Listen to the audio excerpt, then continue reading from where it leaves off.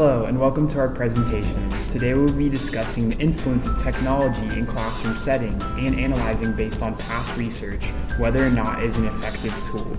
We live in an era where technology is more available than ever, for better or for worse.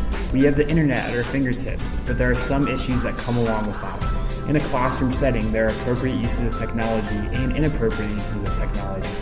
This is why it is important to acknowledge the age of students when deciding whether or not technology can be helpful in a classroom setting and in aiding cognitive development. We hypothesize that technology is an appropriate tool as long as it is developmentally appropriate for the students it is helping teach us to powerful learning tools. The article Technology in Early Childhood Education by Chip Donahue dives into the possible issues that technology in the classroom can cause. It also suggests a few possible solutions for those issues. For example, one major concern is a decrease in hands-on learning. While this is valid, there are ways to integrate technology by taking into consideration the context of the learning situation, Donahue says. Educators need to be aware and intentional about the who, what, when, where, why, and how of technology use. To be sure, it complements and builds on the children's natural patterns and interactions. In general, this article argues that when technology is integrated appropriately and intentionally, it can enhance and expand essential activities while providing universal access to powerful learning tools. However, some people don't support the integration of technology in a classroom setting. For instance, some students may prefer to do everything on paper rather than online.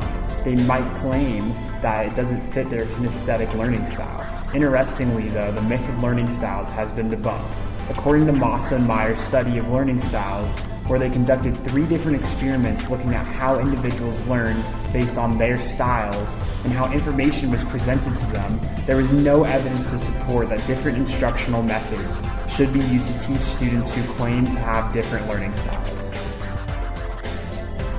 There is even more evidence that supports the appropriate use of technology in classrooms. In Changing How and What Children Learn in School with Computer-Based Technologies by Rochelle et al., research suggests that technology can enhance learning in areas such as active engagement, participation in groups, frequent interaction and feedback, and connections to real-world contexts.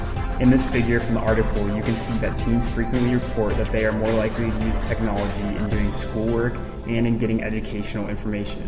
It also shows that in general they enjoy using technology. In conclusion, technology is an amazing resource in a classroom setting and in aiding cognitive development as long as it can be used appropriately.